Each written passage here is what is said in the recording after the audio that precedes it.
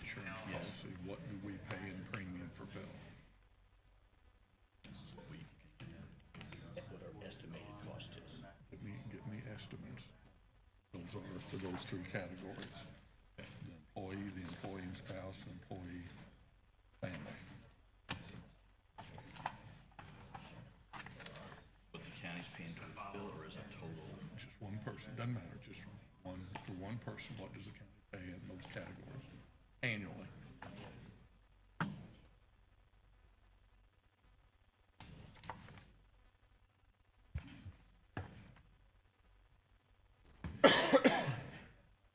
Can you get through all this in an hour? Hope so. I doubt it. I'll get 15 minutes on this right here.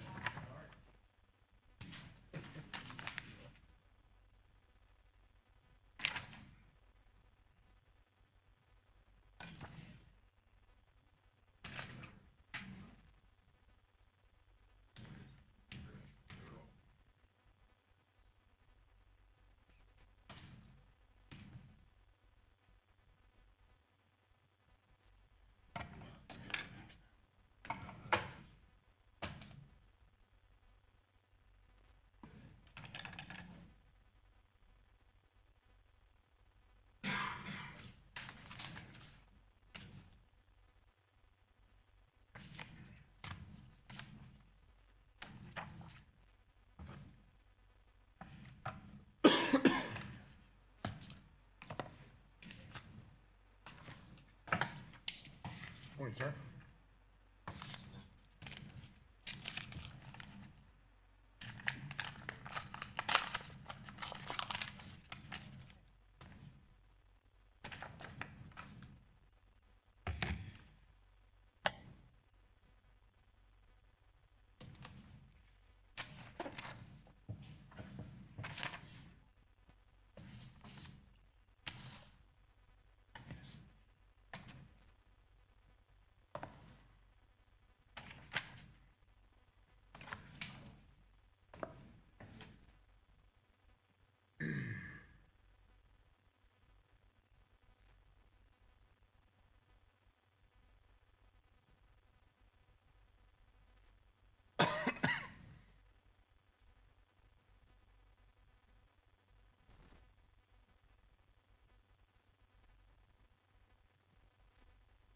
Single.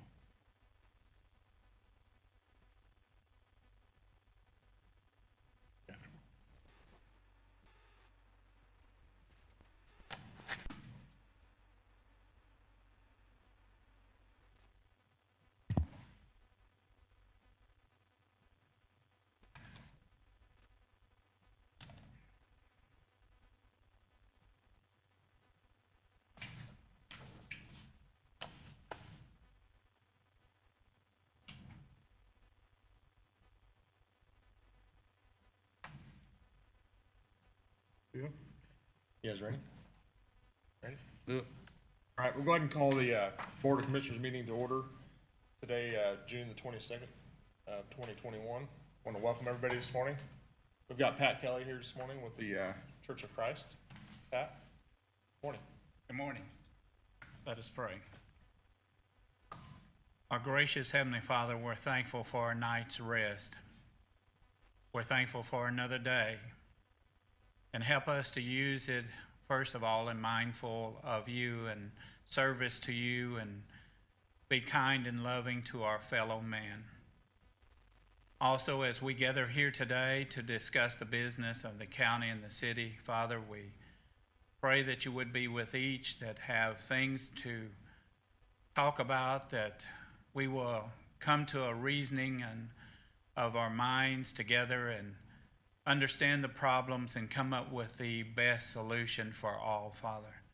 Sometimes it is difficult. Help us to be patient, kind, and understanding with one another. Be with these ladies and gentlemen as they continue their day and their work, and help them to be mindful of others round about them, and help everyone that we can possibly help in our lives today. Be servants of you. In Jesus' name we pray. Amen. Amen. Thank you. Thank you, Pat. Appreciate it. All right, with the meeting minutes from Tuesday, June the 8th. Have you gentlemen had a chance to look those over? I did not see any changes. Ron, you had anything? No. If not, I'll look for a motion to approve the minutes from Tuesday, June the 8th. So moved. Got a motion by Nathan Gabhart, Second. second by Ron Arnold. All in favor? Aye. Aye. Motion carries.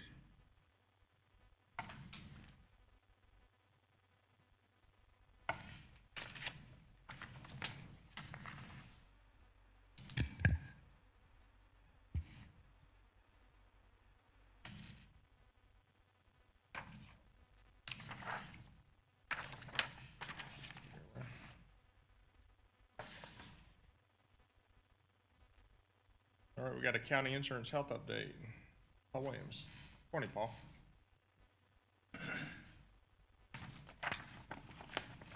I'm just gonna give you the brief overview, and then I'll let Andy and his team does the actual projections and takes all the numbers and puts them in some computer that I don't even understand, so. But the good news is, we've had a good year. We were able to secure some good reinsurance rates. No lasers this year, which Mike, I know we've been through many lasers time, Nathan, you know, so that's good news. The overall, the cut to the end of the program is that we think that with the reinsurance rates that we've secured, that we could keep the benefits the same and not make any changes to employee contribution. That's just what we think. Andy does have a few options that you might want to think about. The other thing, unfortunately, is that right now we've got the reinsurance rates locked in, but we kind of need to know today if you agree or disagree, because if you want to wait for another meeting, the insurance could change the rates. And with health insurance, let's face it, part of it's luck. I mean, we don't know when somebody may come down with a cancer or diabetes real bad, or whatever the situation is. Right now, we're locked in, but a condition could change at any time. So anyway, I'll let Andy go through some of the details to show you how we got to where we are today, but in my opinion, it's good news. All right. Thanks, Paul. Thanks, Paul. All right, I'm just gonna walk through, what I thought we would do is provide first just a little bit of context for you, just look back at some history and kind of past decisions that have been made, where we are on that side of things, and then we'll go into the details, as Paul mentioned, of the stop-loss renewal. That's really the main item on the agenda, I would say, for today, is we do need to make a decision there. The stop-loss carriers get data through about the 15th of the month. If it goes beyond that, they want another month of data. So they've allowed us to extend it, knowing this meeting was happening on the 22nd. But if we go beyond that, they're going to ask for another month's data, which could be good, could be bad. So with that, I'm just going to jump into the presentation here. I'll move quickly through this, but first is the trend report. That gives us really a 4-year kind of snapshot of what's happened with the health insurance plan. And what we like to also look at this is give context for the baseline. So the baseline is what is happening in the broader marketplace of healthcare in this country, and really in the state of Indiana as well. And so as you can see, the national trend over this period of time is 7.5% going up year over year, while the county's trend is negative 3.8%. So that is a very positive number, and that is a reflection of what Paul mentioned, that we will also be recommending likely no changes to the premiums for any of the associates going forward as well. So that on balance, that difference between those two numbers, that market trend and the negative trend that the county has, equates to that bottom corner there of about $2.6 million of delta over that 3-year period. So that's a very positive thing that we're looking at there. The other thing I wanted to point out on page 4, just really quickly going back to this meeting last year, there was a decision that had to be made at that time, which the decision point was, do we take on a larger laser on one individual that had some ongoing claims, or do we buy a lower laser but pay about $70,000 more in premium, $68,000 to be exact?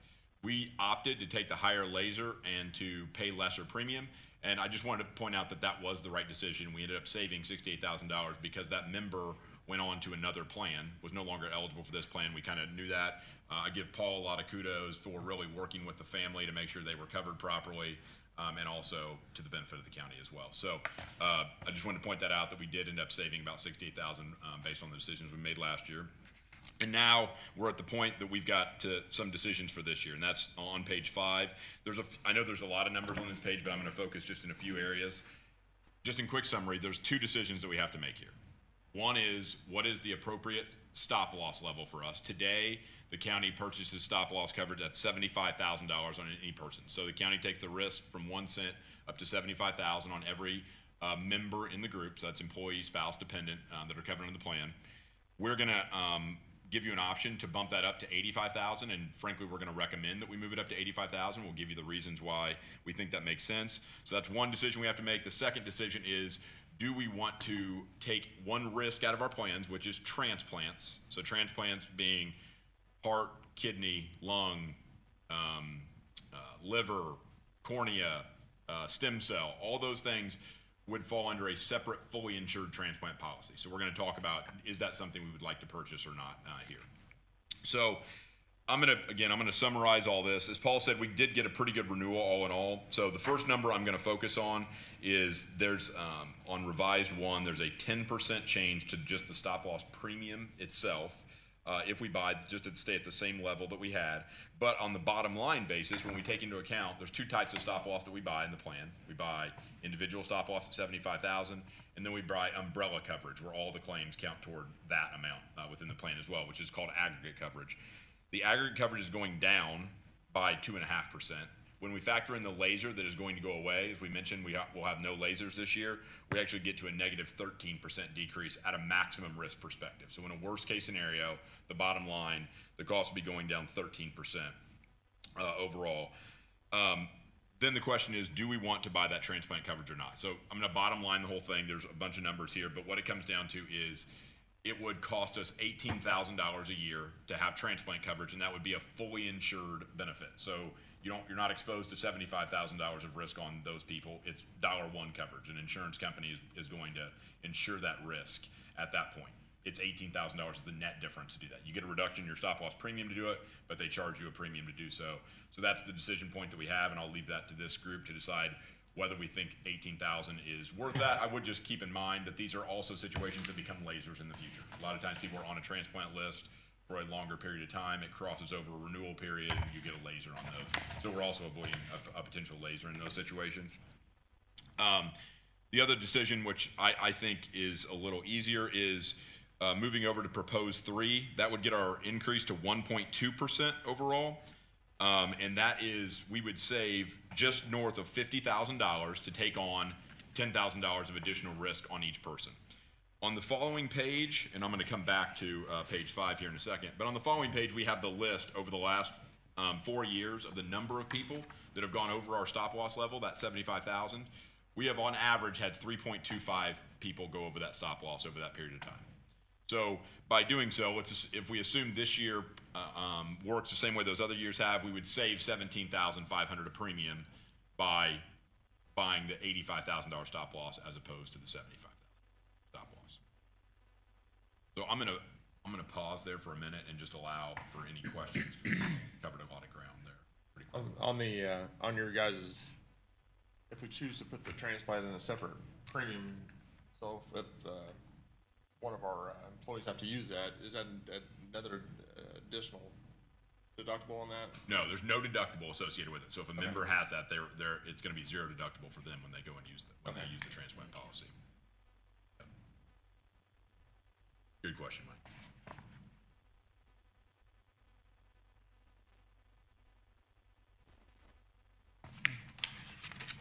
Looks good.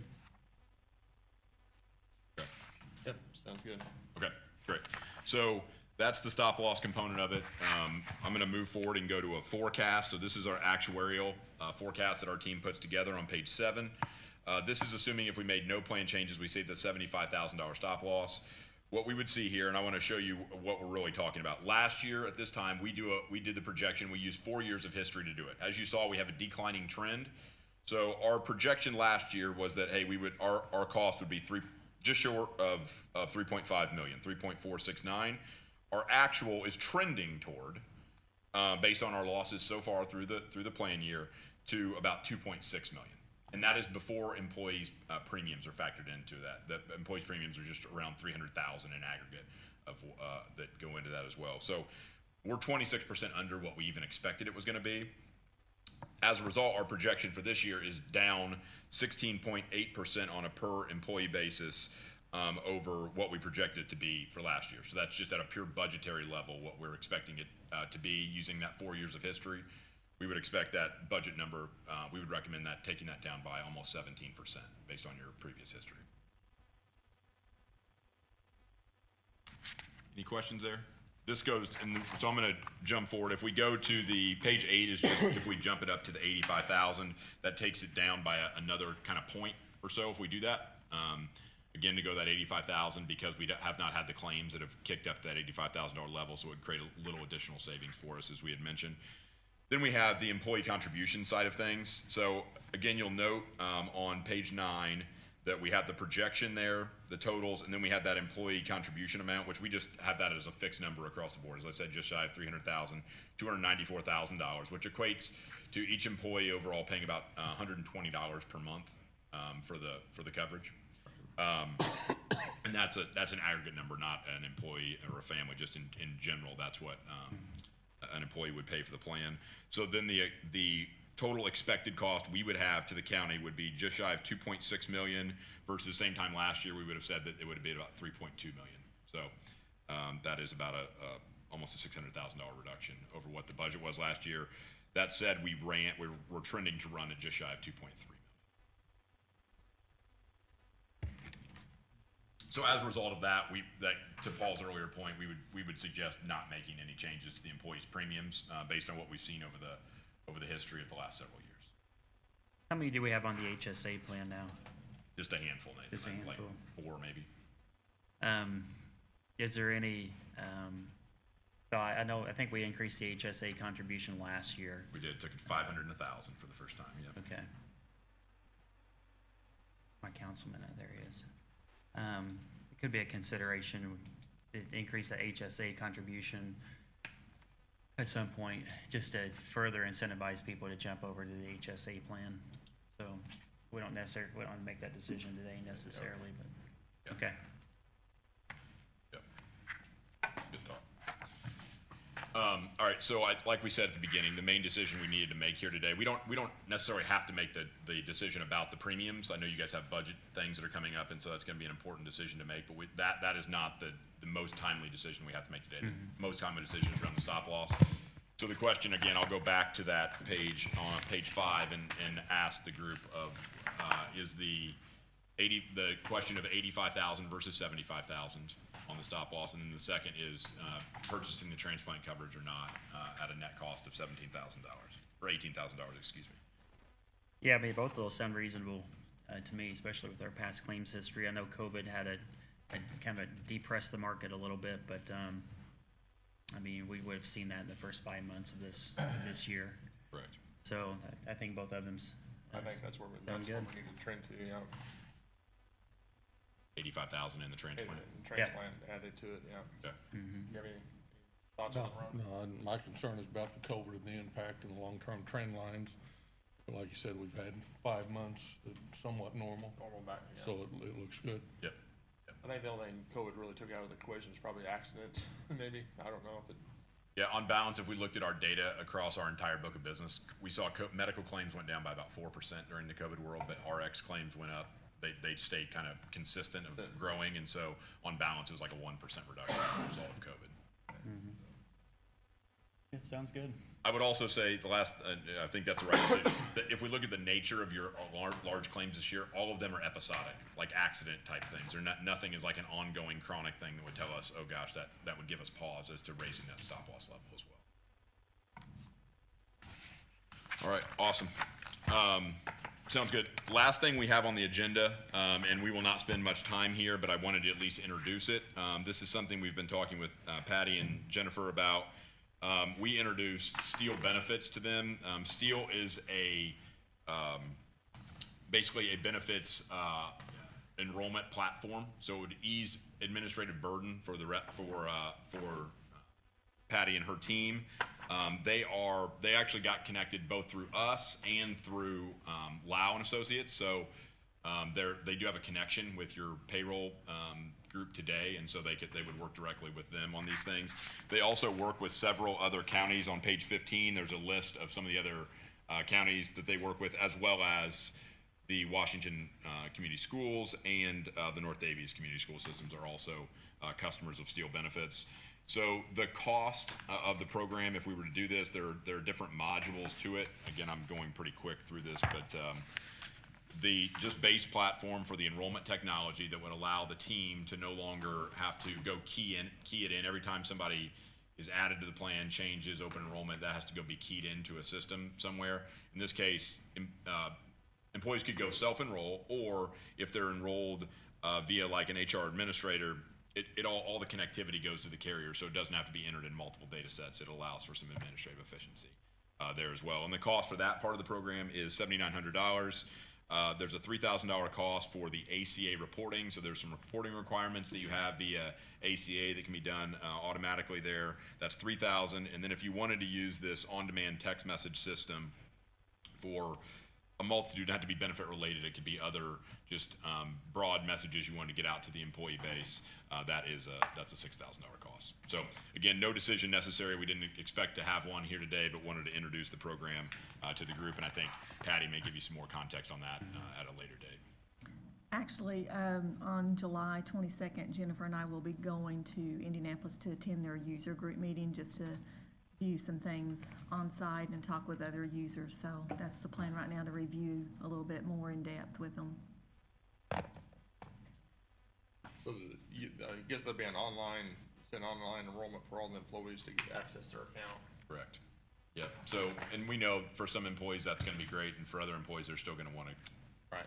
Use it in a different way. But it's going to create still some efficiency on the HR administration side of it.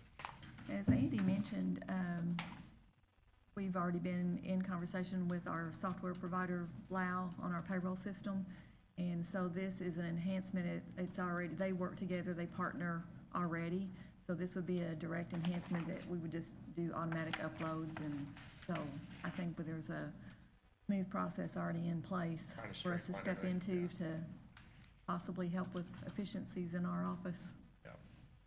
And for the employees, if you have access to that, many times we forget the particulars, beneficiaries and things like that. So it'll be a plus for the employees too.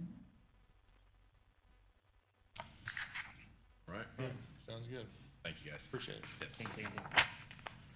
Anything else, Paul? Sounds good. All right. All right.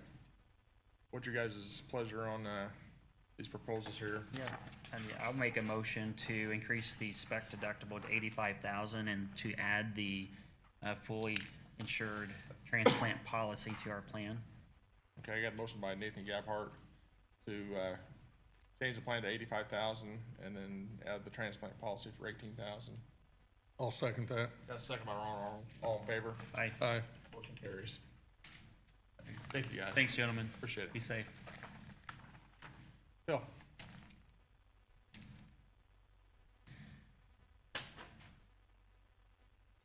Morning. Morning, Phil. There was no highway meeting. I gave I've got a paper here. them the paper, or, yeah, if you got it, that's great.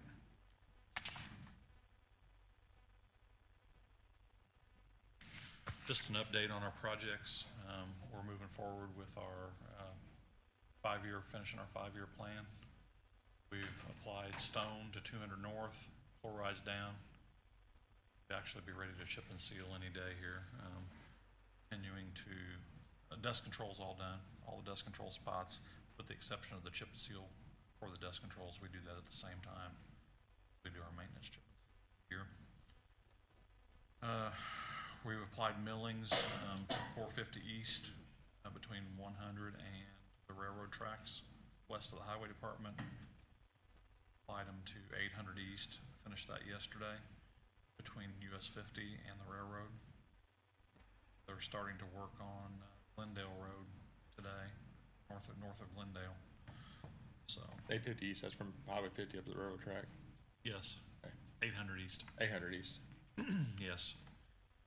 And then they're starting to cut out on 500 South, Sportsman's Road West, to get ready for that millings to go on that as well. Continuing to change pipes. We've been changing the culverts out ahead of the crews that are applying the millings. And they've been working on 500 East cost share, 500 East north of 200 South. There was 3 or 4 culverts, I think I think they replaced the last one of those yesterday. We've got culverts in for the road up at the Tech Park, 1400 East. It's laid up there now. That locate's called through. And two other large culverts that are in stock or are waiting to assemble. That would be for Edwardsport Road. Probably missing something. 700 East between 1500 and 1550. Kemp's will be starting the tiling on that maybe tomorrow. We'll be doing the backfill work. That will tie that section together there. We did 1500 last year. Right. 600 and 800, and this will tie that last little bit of gravel. There's a half mile of gravel still that was still left. Tie that together. Everything looks like it's moving forward really well. Hoping to have all these millings and rock down by the end of July, so. Got all the stuff done, Yeah.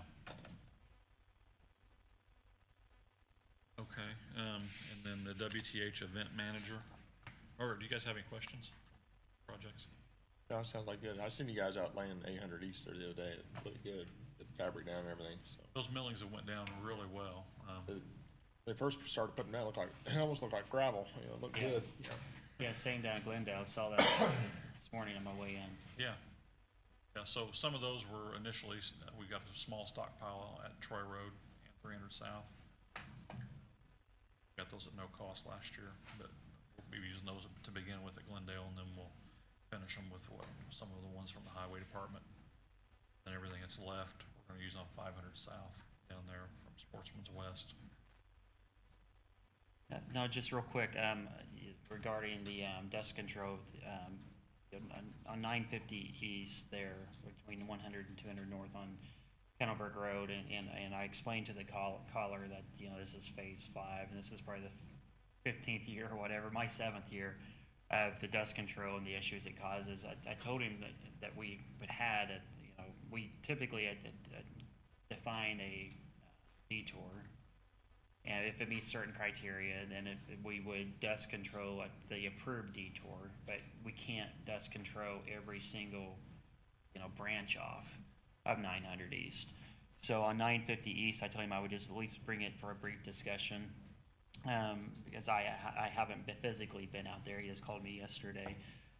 So is there an approved cut through that we have identified? Well, right, so the official detour goes at 650 East through Montgomery. 550 North. Okay. That map is posted online. We continue to get the word out that that's the official detour route. Now, if you would be coming in from the east, we didn't post an official route, but in my mind, it would be St. Mary's Road to 550 North, back to Kennelberg Road. Across, yeah. Okay, so yeah, okay. Gotcha. The issue on these gravel roads is, we started getting calls immediately as soon as the signs went up that there was going to start to be closures. And some of these roads were nowhere close to Kennelberg Road. So, and you're like, well, okay, so which ones would we choose? Right. And which ones will we not choose? It's almost like you're picking a winner and a loser. Yeah, I don't disagree, and you know my philosophy on that. But 950 East is pretty close to 900 East. Well, it is. I didn't know if that, and I'm not trying to open a Pandora's box or a can of worms or anything like that. I was I under-promised this guy, trust me. But I told him I at least would bring it up. But being at 950 East between 100 and 200 North, I mean, I don't know where the road actually is shut down at, because it's within 100 to 400. Right now it's shut down between 100 and 200 during the day. Okay. At night, people are still able to circumvent the barricades and go ahead through. Okay. Crews have been, it's hard for them to work when they continually have traffic flowing through Oh, there. and I'm a total advocate of shutting it down, but theoretically, if we shut it down and did spit traffic off onto 950 East during the day, I mean, is that the quickest cut around when we do shut it? Probably. Okay. But it's like, it's not safe either. That's the other problem. It's like. We don't want them using that road. No. Yeah. It's like 14 feet wide or something. It's crazy. Banks, Yeah. the goat path. Also, we're always worried about crews and working out there on the road. I mean, we even worry about our guys when we got contractors after working. Should we just shut that road down, period, while they're working on that section of road? We've got really good roads. I mean, Montgomery Road is upgraded all the way to 550. 550 is upgraded. We've got St. Mary's Road upgraded all the way to 550 now. Do we really need to leave that road open in the evenings? Other than just the problem Don't live is, on there? yes, that's the problem.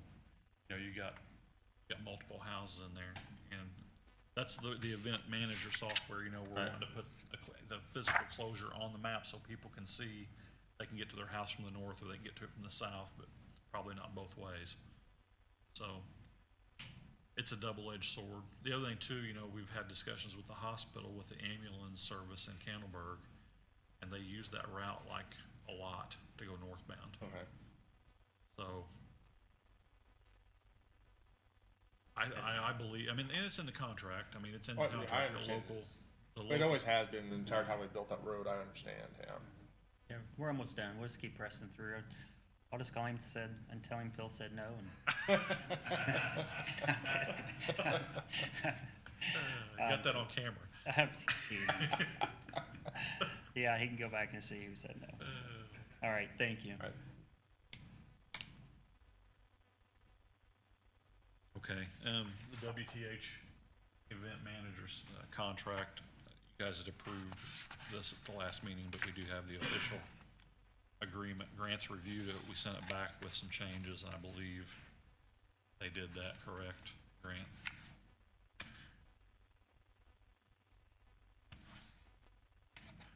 I need to make sure I've got the right version. Patty, did you print a version?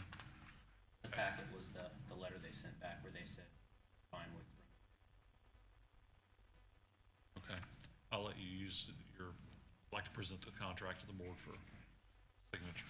So, this is event manager software. It tags onto our WTH Think GIS product, and $4,300 for initial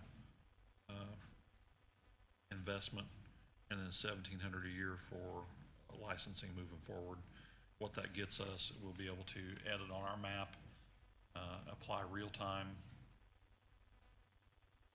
data for closures, for incidents in the county, such as accidents, fires, things where the road has to be shut off.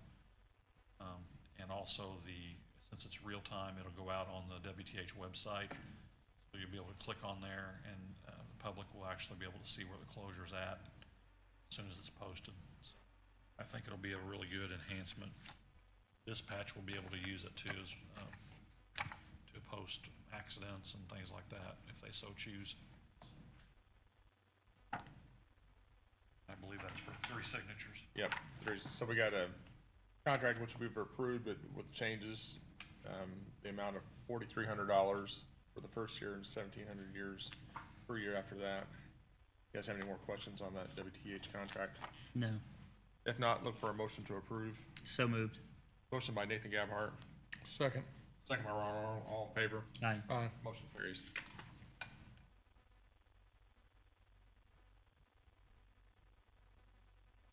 I'm sorry, Patty and Ray, I have to back up. We didn't, for some reason, I didn't get the 900 East added to the agenda, but I've got a couple claim vouchers for Candleburg Road. Okay. Things are progressing forward nicely. We've got the contractor in, they're doing undercuts, which basically is removing the bad soils underneath the old ditches and putting a layer of a geogrid 2s and 53s. And there'll be some soil back on top of that, and it'll be soil stabilized at a later date to basically bridge over the top of the bad soil that's in the side ditches for the widening. They're also there, they discovered an old concrete box. They're gonna flowable fill that. It was buried there by the church. We didn't know it was there. They'll be flowable filling that during the next couple days. And RTC has everything done between 100 and 200. REMC is pretty much out of the project area. There's about 4 poles right there at the church that need to be removed. They had a small communication line on them that hadn't been taken down yet.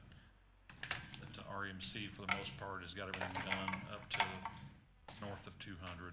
And the poles and everything are set all the way almost to the project, end of the project, up near 400. Rural Water's working between 200 and 300 still. Everything's moving forward nicely at this point, so that's good news. Yep. I know the plan, milestone plans to have everything between 100 and 200, including the 200 intersection, the concrete put back on it this fall, so. Their bridges, their buried, or their three-sided box culvert is on order. Should be getting that sometime around the 1st of August. That's there for Flat Creek. But, I think that's good news. So, these claim vouchers, the first claim voucher is for the preliminary engineering, which is winding down. Gross amount of this claim is $1,719.68, the 80% being reimbursed by the feds. It's $1,375.74. And then the second claim voucher is for the right-of-way services and right-of-way purchase. This is the final claim voucher for that. This will be closing that PO out. So this gross amount of this claim is $538.28, with $430.62 being reimbursable. And if we look at this, we've spent $1,647,530.22 is the gross amount of all the claims on right-of-way. That includes the services and the right-of-way purchase. Present those both to the board for single signature.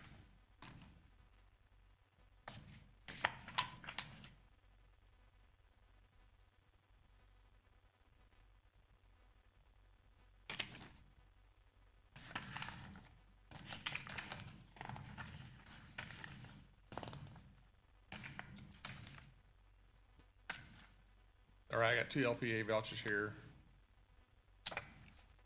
One for right-of-way services, the amount of $538.28 with the reimbursable of $430.62. I got the other one at $1,719.68, reimbursable of $1,375.74. Look for a motion to approve both. Same signature. So moved. Got a motion by Ron Arnold, Second. second by Nathan Gabhart. All in favor? Aye. Motion carries.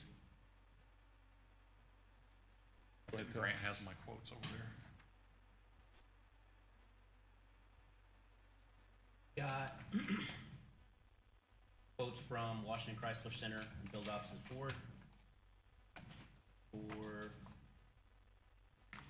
3/4 ton crew cab.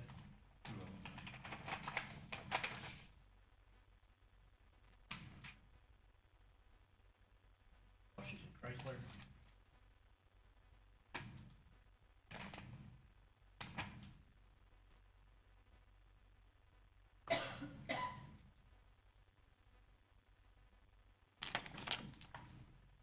Okay, the price per truck from Washington Chrysler is $49,100. Total for 2 trucks would be $98,000. He did tell me too, they do not have their 2022 pricing, so this would actually go down based upon whatever Chrysler federal government discounts on these of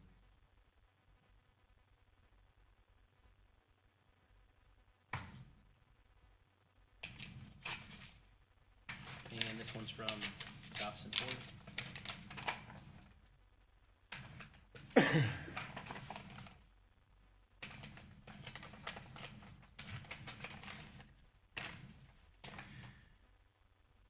I missed the detail on the truck, Phil. What was that again? They were what? They were the crew cabs or Yeah, 3/4 ton. 3/4 ton? Yeah, they're gas powered. Gas powered four-wheel drive? Yeah. Okay.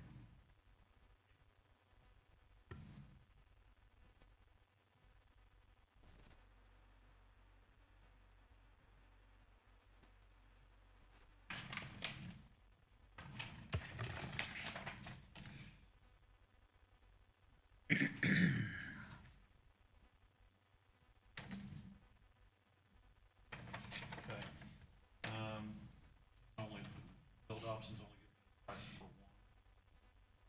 But it's, price here is $38,000.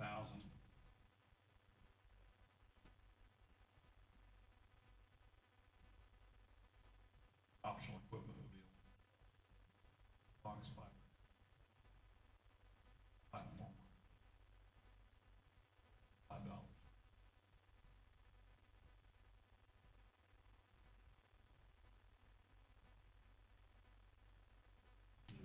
I would recommend it for advisement award.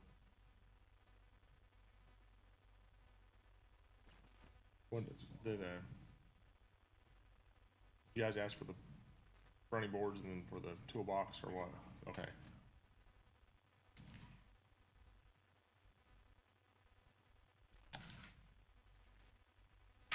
Typically, things like that, we would have. All right. Look for a motion to take the bids under advisement for the, quotes for the pickup trucks for the highway department. So moved. A motion by Nathan Gabhart, Second. second by Ron Arnold, all in favor? Aye. Aye. Motion carries. Bill, I'd just like to say we spent, about 5 hours last week driving around the county, and I certainly appreciate your time. Oh, yeah, no problem. Anytime, you guys are, Yeah, appreciate it. You taking me around, showing me a lot too, so I appreciate it over the years. yep, no problem. We'll, guess we got a meeting in a little bit. A little bit, yep. Thanks, Phil. Thank Appreciate you. it. All right, Byron Sanders. Morning, sir. I think everybody's got a copy of his. And I've got for, you have a breakdown of the summary of what I'm gonna talk about first, just basically the introduction, the findings. And then I've got just one other page that we're gonna talk about the items that are in what I would call my best practices template that I've provided for the county. I wanna start out by just, getting on the ground level here that, sometimes an audit is considered, a fault-finding exercise, and that is totally not the condition here. And as we talk about things like project completion, to me, it's a standard step in a project closeout. You'll have a project, and when it gets done, just have your project team sit down and say, what was your lessons learned? What could we have done better? What did we find out in the process? I mean, that little internal post audit is just, it's a standard practice in my world of how to do project management. And so also as part of the introduction here, I'd also want to tell you that this is not an uncommon situation where a project will be handed to, and I've done this for, I do it for University of Southern Indiana. I teach classes in this, and I've taught it at Toyota and Berry Plastics, and Bristol Myers had an issue. I mean, we hire people with literally the title project manager, and the project doesn't go right. Project doesn't meet the owner's expectations, and nothing more than other than, well, I thought this was your expectation. The owner says, no, this was what I expected. And that communication, the documentation process, it gets lost. The most important work you can do on a project is not out there putting the sticks and the bricks together, it's pre-planning. And so when I was engaged and offered to do this work, what I had intended to do, and I did, looked at what we did on this project, the annex project we're actually setting in, and look at what framework was not in place maybe, or what could have been in place, what were some things that could have been done differently. But I want to kind of then step back, and if I had to put one big umbrella over this whole thing and say, if you could capture it in one sentence, what could have been done and should have been done, and I say, I really couldn't find a project manager. I found one, and he was Michael. Michael, to my mind, you're the project manager, and that happens in a lot of businesses. It became where no one really is a project manager, but you get this, oftentimes somebody that's very energetic, they're very resourceful, they're very just good at grabbing hold of things and a taskmaster, and they do that along with their day job. you know, sometimes it'll be a person in HR, sometimes it'll be a person that just is a new employee and then and has just got that vibrant commitment. And as I worked on this project, I mean, everybody from Grant, Nathan, Ron, and Dale, you know, Patty, everybody was, you know, pushing this ball up the hill. But Michael had it. I mean, you know, when I first started talking to Michael, you know, he took me through it, and I could tell his heart and his soul, his passion was in this thing. But but it about killed you in some situations. But I've been there too. I've been on projects that are, I can't sleep at night about them. And so, you know, that's one thing we'll talk about here. And some of this maybe nomenclature, and whether it's an owner's rep or whether it's a project manager, the project manager role is something that, like I said, it used to be kind of an ad hoc, hey, can you watch this project? Hey, you know, Dale, can you take care of this for us? And you got guys that'll just, sure. And he becomes a project manager. So I found that as being one of the things that is typical to a lot of places and a lot of companies, a lot of major organizations that are very sophisticated in all the other things they do, but it's a weak area. And projects sometimes miss the mark. Sometimes they'll run over the budget, over the schedule. You'll have people that are work that didn't quite get their work done on the way that was supposed to be done, but they get out the door and they're gone, and somebody makes a payment, and they didn't. And then you find out, you know, 2 weeks later that this is not working. How do we get this guy back? And it's very common, very, very common. So, but as what I'm going to do here today, and one of my goals was, I want to reiterate that, was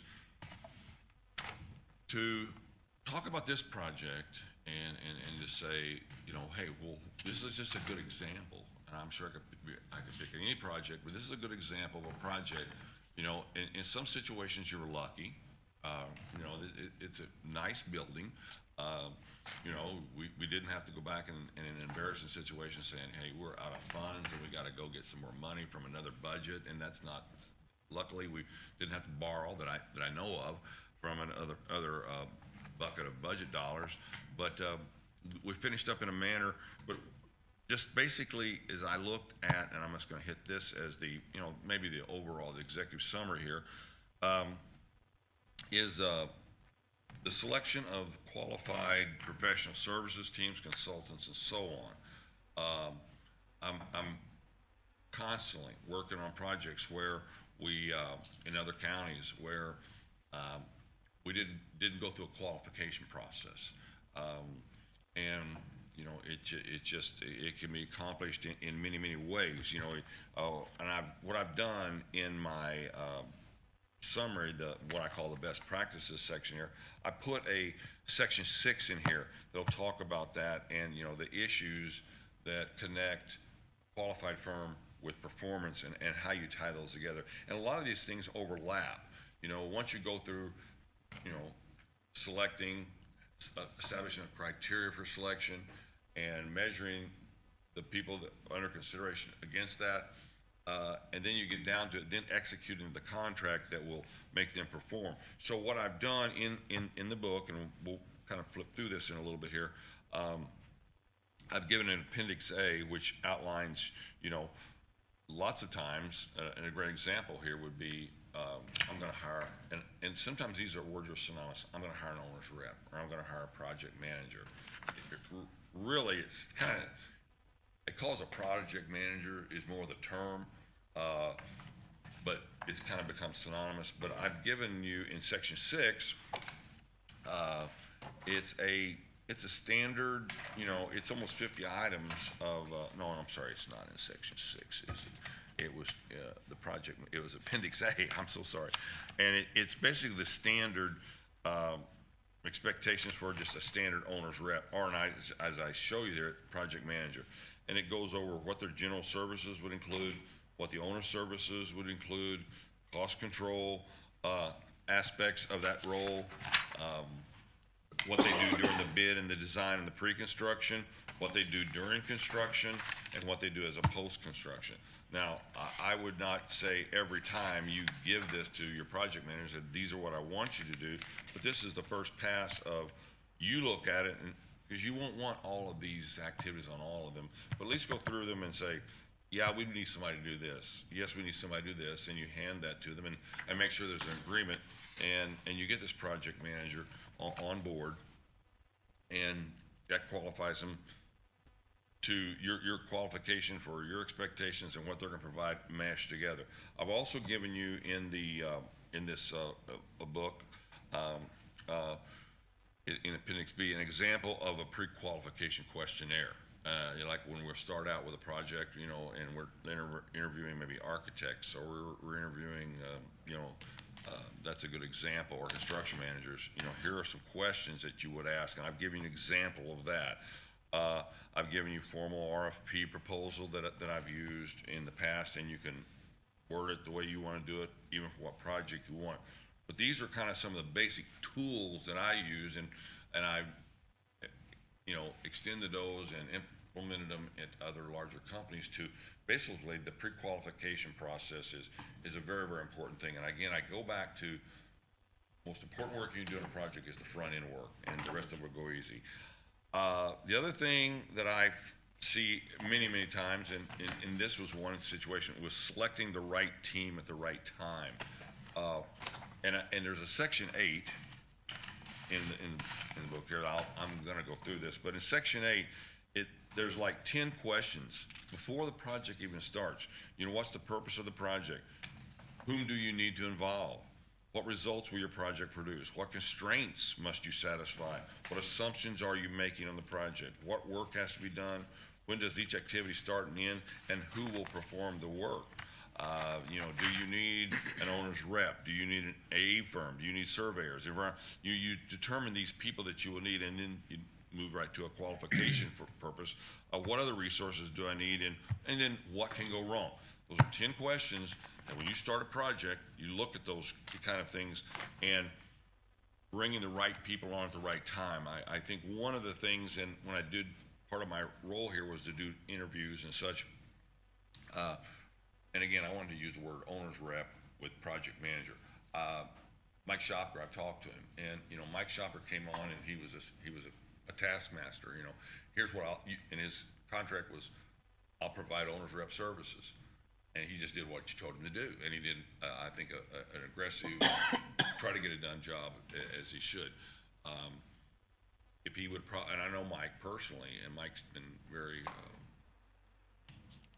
prosperous in the construction management world, but I know he just was a taskmaster. But to have a project manager that had an understanding of what work was to be extended. But in talking to Mike, Mike said, I felt like I was hindered coming in a little bit late on the project. You know, some things were already in place, Yeah. and he was trying to play a little catch up. But that happens all the time. It happens to me. I've been brought in on projects as an owner's rep, and they say, can you get this fixed? And I'll say, sure, of course. But then I get the contracts, and I've already got there's a contract that's already in place. I mean, I got to do there's some things, if you can be in the front end and have control that, step in the role of project management a little bit better with a contract, that helps you a whole lot. But this is, I want to say, not untypical to a lot of projects. So, you know, right people, right time. There's a section in here about those questions asked before you start the project. And again, my goal is to not just point at all the things that could have been done better in this project, but to give you a template, which is in this book, starting with, you know, the section 2 on through, which I'm going to go through that list in just a minute. You use this, and long after you're not in office, you hand it to the next group and said, project starts here. Flip through this. This is a, you know, readable as you go to bed at night, and you just say, look, here's what we need to do to start tomorrow. We're going to start a new project to put, you know, a new bridge in or something such as this. But this is going to be that template. Contract development and management. And again, that's pretty typical to all situations. And again, having your project manager engaged in, okay, lack of a better word, this is my tool to beat this guy up with. If this guy doesn't get his work done, I can withhold his money because he said he'd get this done.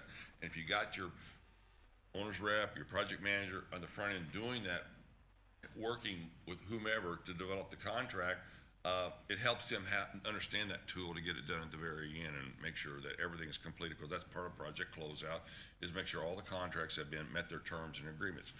So, this is a key step in any project. I've been brought on projects and I say, I can't do any more than what the contract says. And it's already put in place.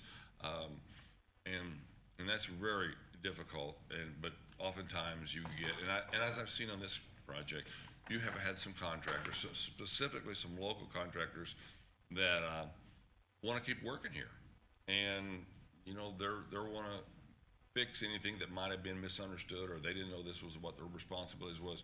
Good drawings, good specification makes it kind of clean and clear too, but somebody's got to implement and execute that as well. But when you do have a contract, it's good if it's clearly and as cleanly defined as possible, but there's always, something in there, but this is a critical time. And also somebody with strong contract management skills. Contract will not manage itself, unfortunately. You like to think that, but they won't. And so somebody has to manage the contract. This was the missing person on this project. Who was the person that was project manager that could take the contract? I mean, and even form as an interaction with Grant. Hey, Grant, I've got a little problem here. What can I do? That person that Grant says, here's what you can legally do, here's what you can't do, and that person takes it back and tries to execute it. Instead of pulling Grant in, you manage it, or pulling Michael in, you try to manage it. This has got to be a role, the contract manager, and that falls underneath the project manager's role. Cost control, if you could slide that up, does that go up just a little bit? I can get this up here. Okay, perfect. Cost control was something that I know you're managing your costs, grasping around it. I know we got expenditure reports that, so we knew where we're spending it and so on, but a document such as this, where, and you need to start this at the very beginning. When the budget is established, that's where you start. And then as you award the project, you have a column here where the company, what was their original bid, what change orders have been implemented, what's the current contract amount, so that plus that is there, how much do they bill, what have you got yet to pay, and then when you're done with the project, the contract's paid in full, that should come down, match up over here with your budget. That's a simple Excel sheet. They make all kinds of software packages now, but a simple Excel sheet like this will help you measure, it's actual spend against planned spend. When I do a project, I do that, come into updates, the commissioners, put it up there. Here's how the project's going. You look at it and questions asked, and you're out of there. But you start that tracking tool that you can send it out. It is difficult to find out, the budget by category and how was the spending towards that. And so that was a little bit of difficulty on this project, but again, it's not an unusual thing. And project closeout, and on my fault, I thought the project was closed and done. So, even the title of my work was this post-completion audit and forensic analysis. But closing the project is so critical. I've had it happen where in my other world of work, where people would have my project number and still keep charging dollars to it, and closing the thing financially, but closing the project, it involves this, obtaining the owner's approval, signing off, closing all the financial accounts, and I even have it in here in my closeout, conducting a post-project evaluation, which is kind of what this is we've done here. Make sure all the punch list items are complete before any final payments are made. Make sure your warranties, your guarantees, your bonds, all the releases, attic stock is on file. The project's been validated, it's been commissioned. There are formal closeout reports in file, and again, the post-audit process is in which you evaluate the project's successes and failures.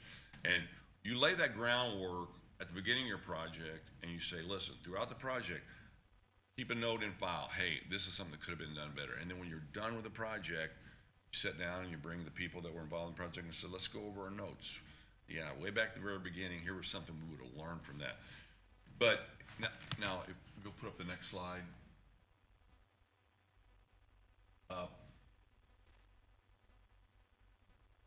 Okay. in the book, now, first section of the book was the introduction. Now, this manual, I've provided one for each of the commissioners. I've got an extra one here, and I'll make as many as you got. I got it on a disc. But this really is the Bible of how to run a project, and I think you can use this in any situation. You know, I start out with, you know, why project management best practices are critical. And again, this section goes into the fact that, you know, this has become now, you know, it's a huge task. It's not something that somebody can do part-time, you know, and you need to be involved with having a project manager role or somebody that owns the project and from the initiation, organizing, preparing, implement the project, and closing it out. I think a real good section here next, I put an entire section here on the definition of project successes and why project fails and project constraints. You know, and you go down to do this, you know, just kind of an awareness, you know, why do projects fail? You know, incomplete definition of requirements, unrealistic expectations. Maybe sometimes there's a lack of planning. Sometimes it's the lack of the business doesn't really get involved with it. There's a lack of resources. Sometimes on some projects, there's a lack of executive support, uncontrolled changes, project not fully understood in the early stages, poor communication, no project management standards or guidelines, which I hope we have now, lack of timely decisions, lack of, you know, owner's familiarity with the type of project. And again, you know, all of your elected officials, I mean, again, you have your day job, and you know, sometimes, you know, a very complex project needs somebody that can grasp it. I've got the section 4 is the importance of a disciplined owner's project rep and project manager. This is a very important person in your project. And again, I will point to the fact that the project manager, you had an owner's rep that again was a taskmaster, and he followed what again, I'm not picking on you, Mike, but you're the project manager. The way I stood back and looked at it, and you tried to keep all these things going, pulling the architect in and pulling the project manager, the owner's rep in. But I got a very good explanation of the importance of this role. And again, as you have that person come on board, make sure they understand your expectations on that and what qualifies these individuals. Then I go on to, you know, what the steps are to manage a project to success. And I've got that all outlined in the book, how project control, how to take corrective action. There's no project that goes smooth. And so, you know, there's corrective action that will always be necessary. Got a section that kind of supports one of the items I did in the executive summary, the importance of the qualified professional services team, you know, and how you go through an objective contractor pre-qualification process. And it's good to have that in file. I mean, don't get me wrong, sometimes you get the wrong guy. But how'd you get him? Well, we went through a process. How did we miss it? What went wrong in that? So, pre-qualification and how to go through that. I put a section in here about section 7, protecting owner, and that goes back to the contract management and so on. You know, and even on this project, the performance bond, you know, there were some things in there about that I didn't understand. I think you guys felt balanced out. You had legal counsel, outside legal counsel that recommended we go with a settlement agreement, and that was manageable, but it wasn't going to be managed by itself. And so I did write a chapter in there about the importance and and what a performance and payment bond would do. And as you write a contract in the future, maybe make sure it is, I'll give you an example. Make sure that performance bond is written in such a manner because it ties over to, let's say, a termination clause. And in some situations, the architect is the determiner, decision maker on whether it's termination for cause or convenience. The architect has stake in that. For him to be the decision maker whenever the contractor that you terminated said, I built that exactly like it was drawn, and he can prove that, then that performance issue, it goes to the architect. So you have an architect making a decision about the performance of a contractor possibly that says, I did it by the drawings. I don't know if it was or was not, but that's a conflict that could happen. So as you think about that in the future, having the architect making the decision, and that happens on a lot of projects, be cautious of that. And there's always a way to push back on that. So like I said, if the architect made some errors in the drawings and the builder built it per the drawings, there could be, finger pointing process and try to want to eliminate that. That's enough of that. And again, I've already gone over section 8. Before you start the project, 10 questions. Go through these. Then I went through in detail the 4 stages of the project. There's the starting, the initiating, the planning, the organization, preparing. I mean, this is half the project before you ever build the thing. And then closing the project is so very important. An entire section on closing the project. And then I even went down to, and I broke the 4 stages. There's a 4 stage of project. Stage 1 is initiating, stage 2 is planning and organization. And then this right here between you plan, you organize, prepare, there's the necessary approvals, and there's some steps before you start.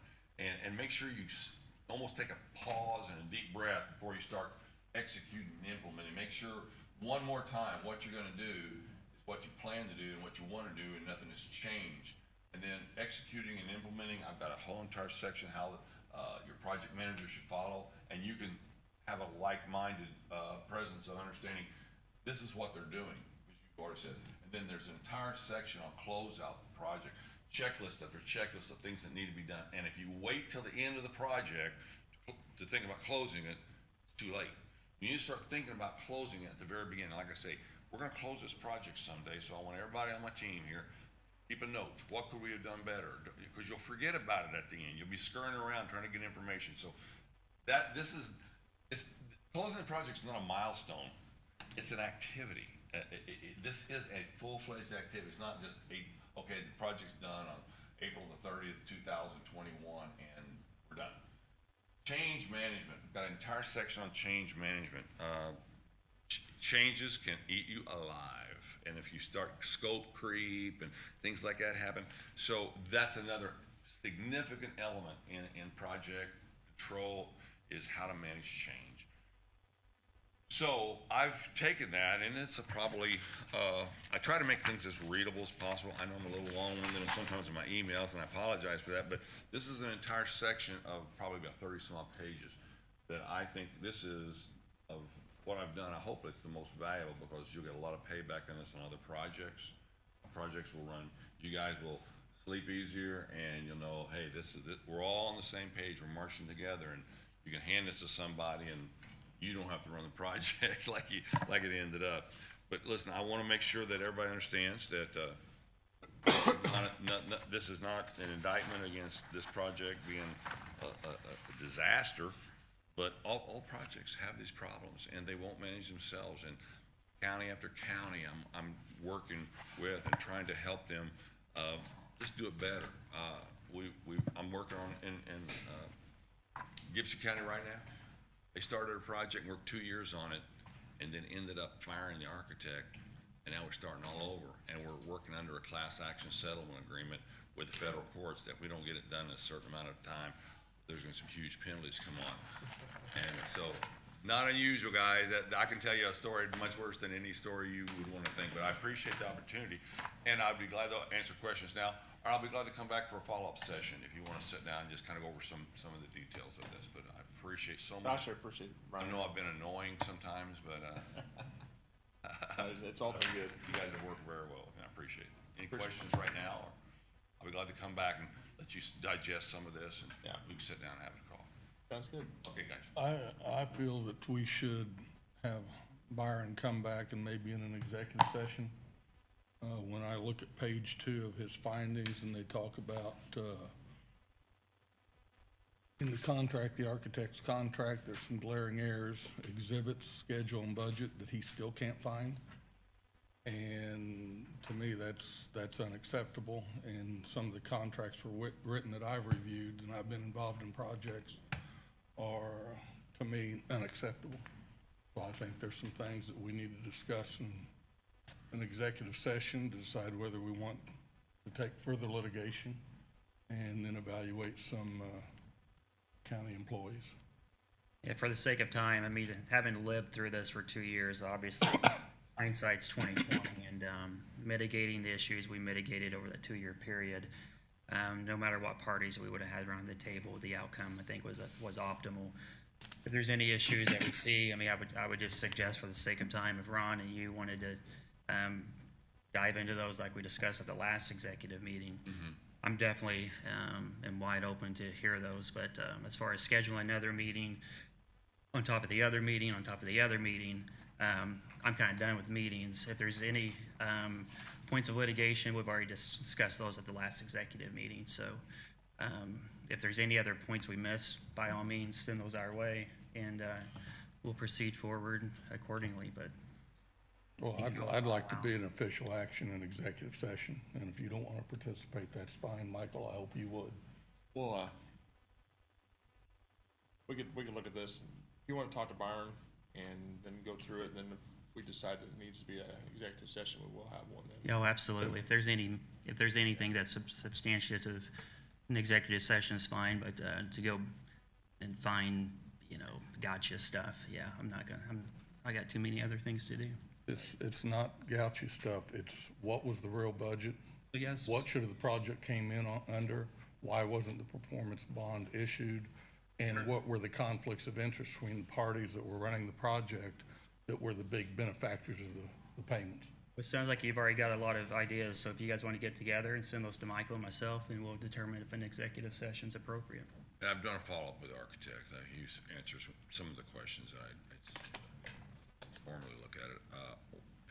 Not to change the subject, but one thing I did want to mention, there were some invoices that I was trying to close out. I talked to Andy Bean this morning. I've talked to Dale. He's agreed to that Good. arrangement, and called Joe Nepp several times. And, but I think we've got that. If we got those goal numbers, I just need him to nod his head. I think the numbers that Byron's come up with on Andy Bean and Joe, we just put that on the next commission meeting on the 13th and get for claims. Move forward with those. Okay, yeah. I told Andy that this morning. Yeah. I said I'm not the approver, but I think I've had one-off conversations. I think we're going to be okay with what's going to be. Is he has the settlement fund, agreement funds. And Well, you've done a great job working with about those two. $10,000 plus. Yeah. And that's the number that Dale felt. I think I was comfortable with the numbers. I think Dale is too. Yeah. So Yeah. we put that on the 13th. Yes, those once claims. everyone is comfortable with those numbers and the paperwork is submitted, then we will put it forward through the normal process. Yep. So we'll talk. I'll summarize that one more time in an email. One more time, and then we'll get Andy and you'll see it. And Sounds great. He said he'll agree. you send those emails out. This board, Patty, what your Yeah, we just what your need the final, comment is. the claim. I'm gonna stick with Joe Knapp. I'm let that go, but we're there. We've talked about it, and he's in firm agreement. And he said, "I'll call you back Monday." And I text him, and when you're available, and he'll tell me a time. And then we can't get. I tried to call him this morning. But we'll get that one done too. I'm not leaving that. All right, sounds good. Yeah, thank I'll you, follow Byron. up with you, Ron. Okay. Yeah, you guys talk, and we'll see about that meeting then. Yeah, thank you. Also on the next meeting just for closeout purposes, ASI, Patty. Get that claim on there also. So three, there should be three. 3, yeah, it'd be ASI and PR Bean, and then Joe Boone, Joe Knapp. Yeah, Midwest is not made here yet though, right? Yep, so waiting on Midwest still, but they've got to finish caulking the building. So, we're getting there. Slowly but surely. All right, next item on the agenda is community corrections. Diana? Morning.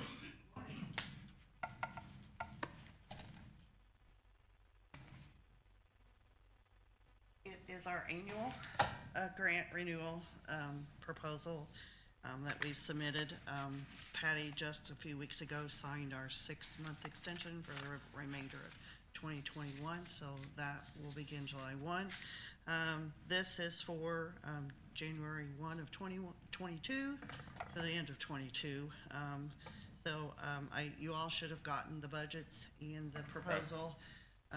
They did a new grant this year, so the proposal written part didn't come out like I wanted it to for you all, but that was the way it is. I used a new contract with an online company. So I just, I'm also in that, I guess you noticed that we're asking again for some aid in building maintenance and things again like we did last year. In the budget, you'll see where it says county general, and there's, I think, a little over 12,000, I think, in there, including the funds to pay for the updates that Dale asked us to do for Microsoft 365, to cover those on our computers that are also on the county network. So those are the small things that we're asking the county to chip in. Is that all, in that line item, that's the 12,000 for both Yes. of those for maintenance? Yes, yes, sir. What kind of maintenance do you guys have? Mainly, I think we've had some roof repair this year. Have we? Is that right? And then mainly we have a lot of ants down there because we sit on sand. So you got So, pest control. yeah, some pest control, just, paper products, things of that nature down there. Cleaning supplies. We actually use community service to come down there and clean our building. Okay. But we're getting supplies from Scott for that to do the actual cleaning products. And the other thing is if there's any building maintenance or anything else that comes up, Scott's been very gracious and his staff to come down and help us if we had an issue.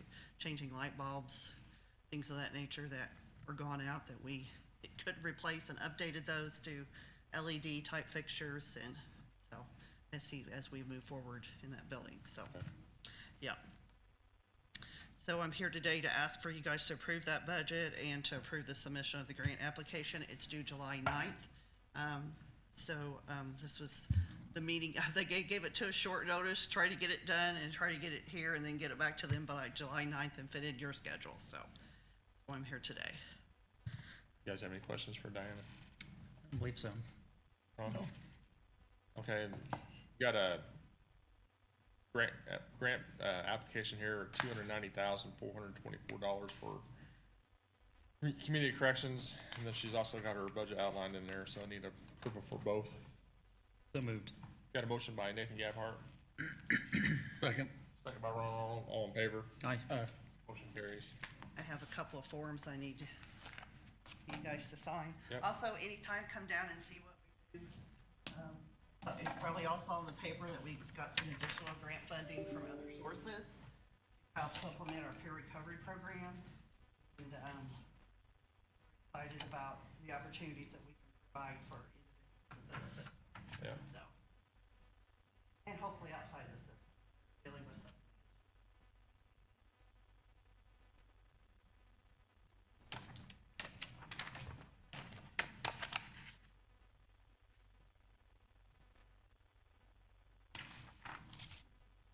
Yep.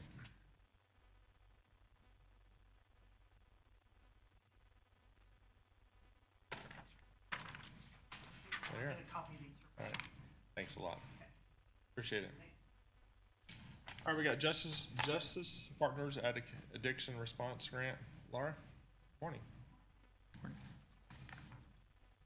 I have a lot to say. So you're the one. I'm the one. We just found out that there's going to be a third round of funding available like 2 weeks ago, and it's due in 2 weeks, the grant. I have to turn it in 2 weeks. So I don't have anything written or anything to show you, but it's again up to $60,000 like the last 2 years have been. It's a federal grant. We get the money at the beginning, and then at the end, they did say we'd have to send back any money we didn't use, but the last one I was able to carry over like $1,700 into the second year grant, and I think we'll have some money left over this year that we had in a training and travel budget and things. There weren't in-person trainings, so we didn't spend a lot in those. Judge Smith, it's a grant under the circuit court, and so I'm writing it for Judge Smith, but and I do all the financial reports for that and send those to the state. But I just ask that I can have permission to write for this again. I don't know what I'm writing it for. We talked about maybe some trainings for police department, sheriff's department, EMS, like response things to crisis or trauma and things like that. But the peer recovery program that we've spent it on the past 2 years is now taken over by the grants that, you know, Diana and Brian were able to secure through IU and some other, I don't know who the other one was through, the MHA. So we really don't have anything to put toward, I mean, this grant, it's gonna go through more addictions, like response, like what it's called. So Yeah. we're gonna do some trainings maybe, but I don't think I'm gonna write it for the full 60,000 just For this because I grant. don't know what we're gonna spend it on. This one here is the same way. It's, if you don't spend it, it goes back. Yeah.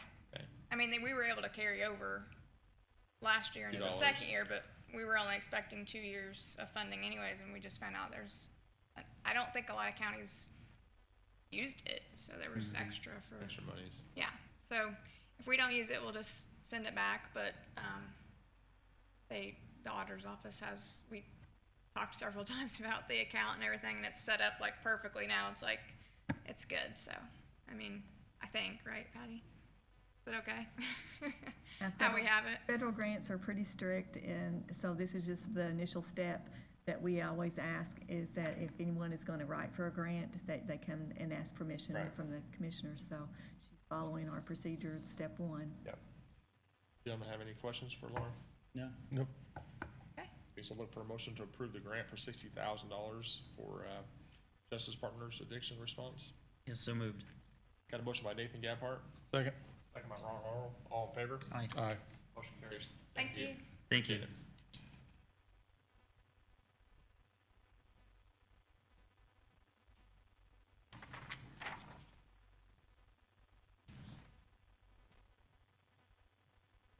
All right, we got SIDC owner occupied rehabilitation, Jenny Deerwater. Wester, she's not here. That is that letter Yep. that you sent to us via email, Michael, that I talked with you earlier in the week. It was a time issue. They needed a signature for that. Yep, so you guys receive all that in your packet? Mm-hmm. A chance to read the letter? Yes. I'm looking for a motion to approve that. So moved. Got a motion by Nathan Gabhart, Second. second by Ron Aurel. All in favor? Aye. Aye. Motion carries.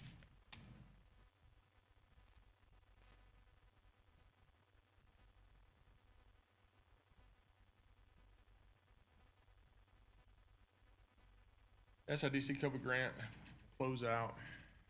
Got a bunch of these, I think.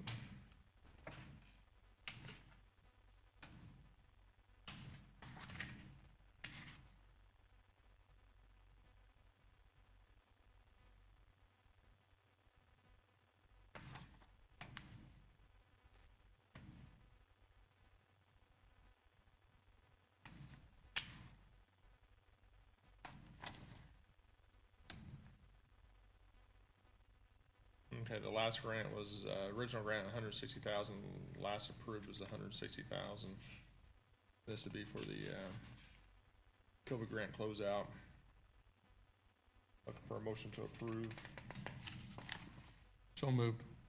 Motion by Ron Aurel, Second. second by Nathan Gabhart, all in favor? Aye. Carries.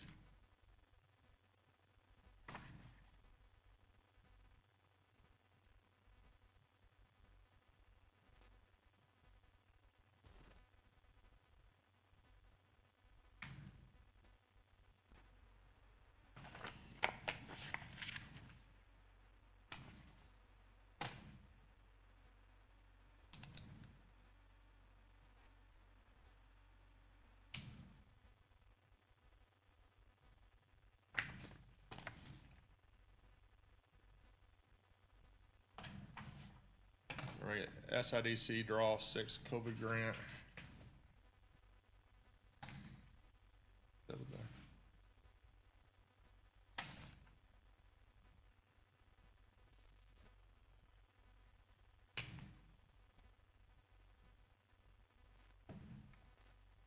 We got the 6th claim in the amount of $30,000 to the Indiana Grants Management System on behalf of Daviess County for the reference project. This is through Indiana Okra, Indiana Office of Community and Rural Affairs. guys have any issues on that? The eligible employers, a Good Food Market at 5,000, Gravers Green Gables 5,000, Wagler's Competition Products 5,000, White Construction 5,000, Graver Feed Services 5,000, and Brad Osmond Detailing $5,000. That'd be on the draw 6 for the grant. No questions here. Questions, anything? No. Look for a motion for approval. So moved.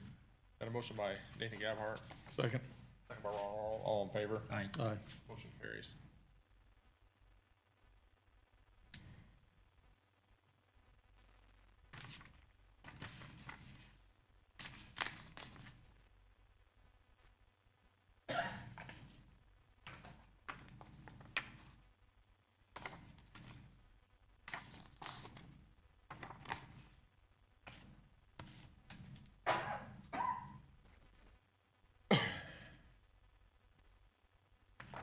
We got Baker Tilly's annual disclosure information report. You guys had a chance to look that over, read every little detail of that. Oh, every word. You got any questions on it? No. Ron? No. Edmund? Look for a motion to approve the report. So moved. A motion by Nathan Gabhart, Second. second by Ron Aron. All in favor? Aye. Aye. Motion carries.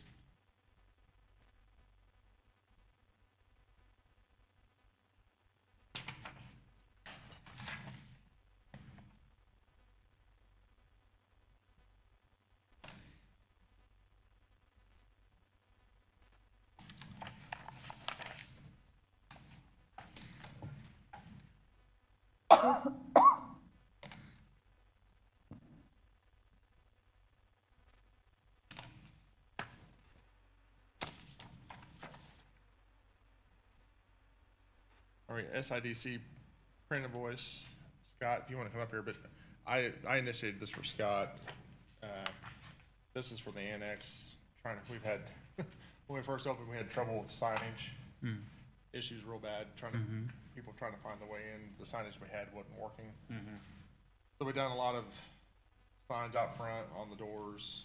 We actually added those 2 Commissioner Council lines down here just to go with the rest of the building. Redone the health department because the way it wasn't reading right. So redone that side out there. And then what else did we do, Scott? Some of the maps and some of the rooms, I think is what we done. Yeah, we were lacking a few maps in the needed offices. We've got those hung up and small stairs. Yeah, stair signs. And we also had to do suite numbers, the actual numbers, because the mail people didn't know where to deliver the mail to, so we done that. So that's, with all that in place, this is the final bill on it, which is $4,958.93. Hopefully that should take care of all the signage in this building for a long time. You guys have any more questions on that? I do not. It's already done, right? It's done. Well, we better approve it then. Yeah, Thanks for taking care of that. yeah, so. Look for a motion to approve. So moved. Got a motion by Nathan Gabhart, Second. second by Ron Aron. All in favor? Aye. Aye. Motion carries. All right, thanks, Scott. Minus. Yep. Got the original there? Yep, okay. Signed copy or unsigned copy? I'll just sign both of them, how's that? That way, you've got both of them.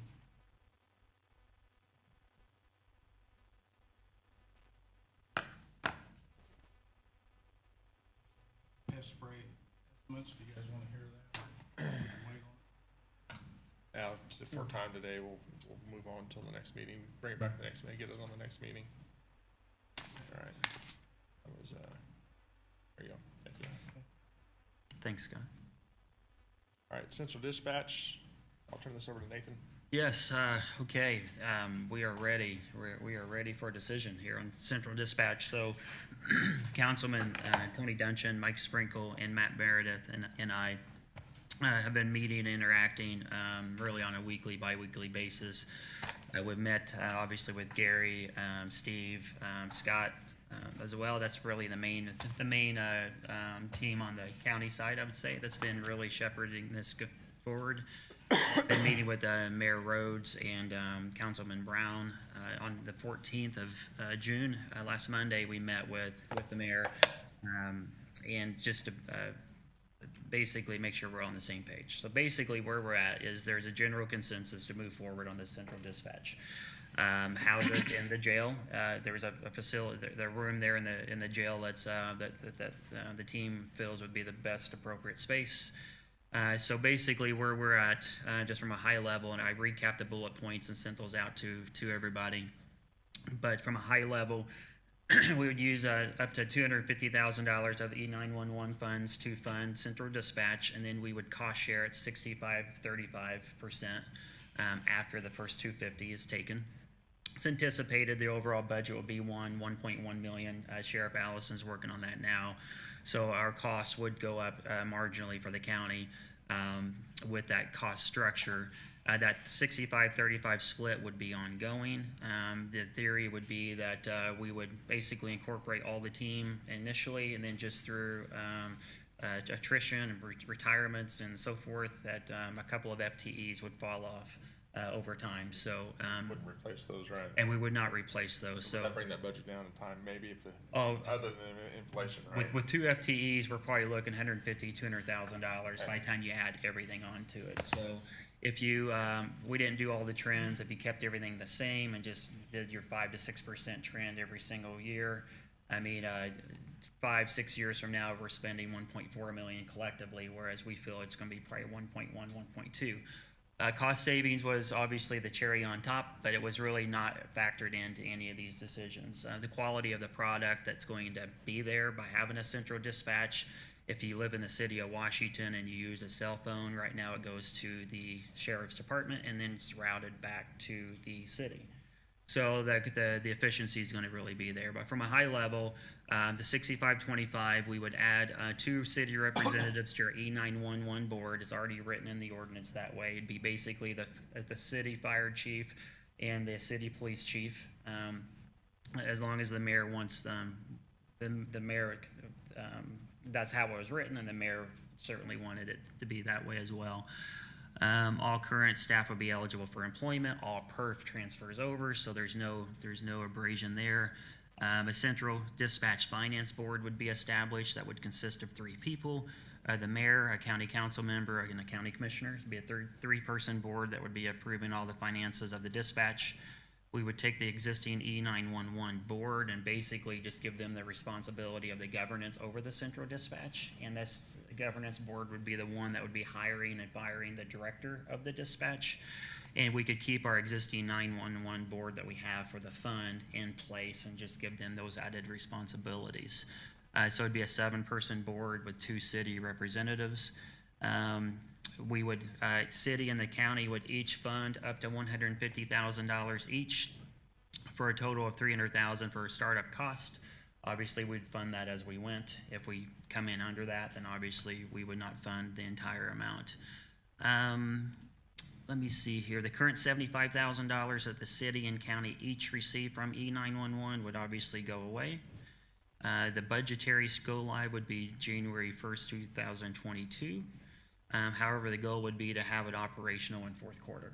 And that's where the transition team, which there's... 4th quarter 21 or 22? 4th quarter 21 is when we'll be operational. Now, from a budgetary standpoint, that would start 1/1.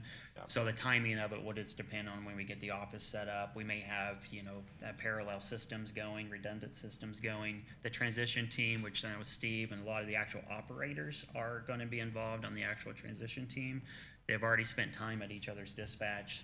Just getting prepared for this thing, if this thing does move forward. Are we using the same systems right now, or as the city is?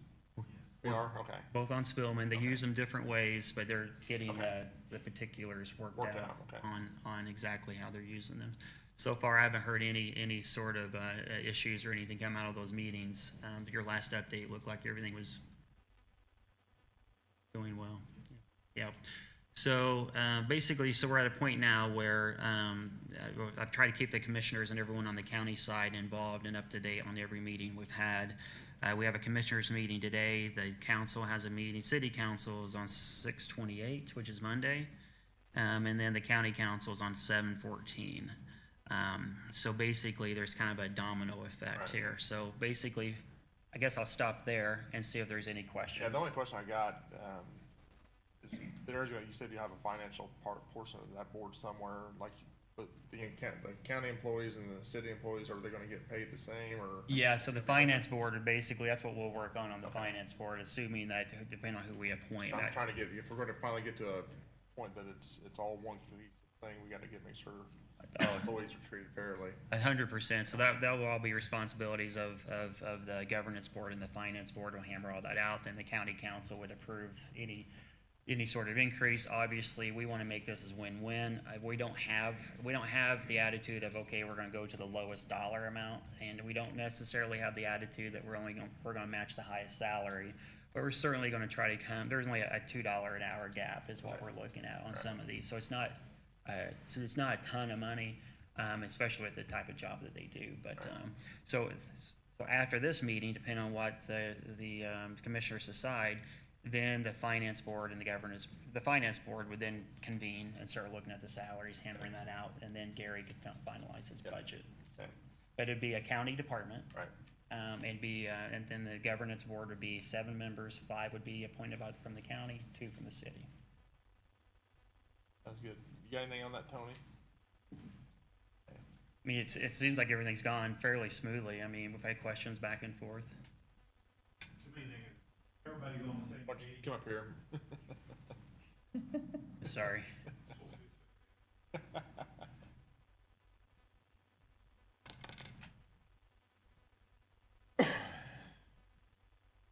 Basically, from all the meetings, as Nathan said, everybody's on the same page that this is the right thing to do. And you talk to the mayor and the fire chief, police chief, talk to the sheriff's department, people who are in the trenches, this is what they want and this is what they need. So by all means, those are the decision makers, those are the people pushing it. And so far from the council standpoint, I totally agree. Okay. All right, excellent, thank you. So today we would just basically need a motion to proceed with combining the central dispatch. That'd be one, and we also could combine them. And we also need to create that finance board, and then appoint a commissioner member, which I'd be glad to serve as that. Volunteer you anyhow. As that first. You're voluntold. As that first one. So that's the motion we would need.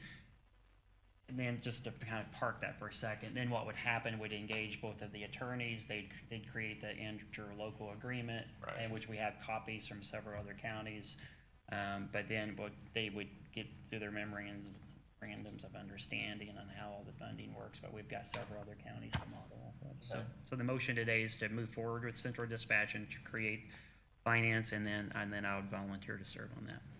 Are all the dispatch members from the city moving to the county, or are they gonna have to maintain a couple for administrative calls? Yeah, so so that's a great thing about this, is they're actually gonna pull back 2 for administrative purposes for the city. So as we merge these together, I think we haven't done head count, so I think we're gonna already have. Might be where you're at. Yeah, which is our goal, as long as we don't cause any detrimental impact, so. Sounds good. Great. Nathan, from an administrative note, just quickly, I know the finance board will do their due diligence in that, but you're looking at 2 funding sources. Did I understand that right? Yes, the city and county. Okay, so you'll have to have 2 separate budgets. Yes, okay. Okay, thank you. Yep. And you said that the 911 funds that we're currently getting would go away? So yeah, right now we give, out of that E911 bucket, we get about $350,000 a year total roughly, each year that dumps into that bucket. 75 goes to the city, 75 goes to the county to run each individual dispatch. That would obviously stop, and then 250 would go out to run the central dispatch. So there'd be more money going out, but I just wanted to be crystal clear to both sides that the 75 will stop. Stops, obviously. yeah. Okay. All right. I guess first we'll start with the motion to go ahead and move forward with central dispatch. Look for a motion on that. I'll make the motion. Got a motion by Nathan Gabhart, Second. second by Ron Arnold. All in favor? Aye. Motion carries. And I'll look for another motion to create a financial, Central Dispatch Financial Board. central, mouthful. central dispatch financial board. Do you already have people lined up for that you think that would be, other than just the commissioners? I think it'd be probably myself, probably Tony, and then the mayor. but we would appoint ours, Ours. they'd appoint theirs. and- Okay. And then the mayor would. All right, on the sponsor board, Nathan Gabhart said he would, sit on that board, so look for a motion for approval on that. So moved. And a motion by Nathan Gabhart, Second. second by Ronald, all in favor? Aye. Motion carries. Great, thank All you. right, thank you. Thanks for a lot of work. I know it's been a ton of work. We've been here talking about central dispatch for, And 4 years, 2016 is when my notes started. is that so- when it was? So Yeah. we finally got there. Thanks for all the hard work, guys. I appreciate Yeah, everything. thank you to the council. All right, anything else for the commissioners? Anybody? Come on up, Steve.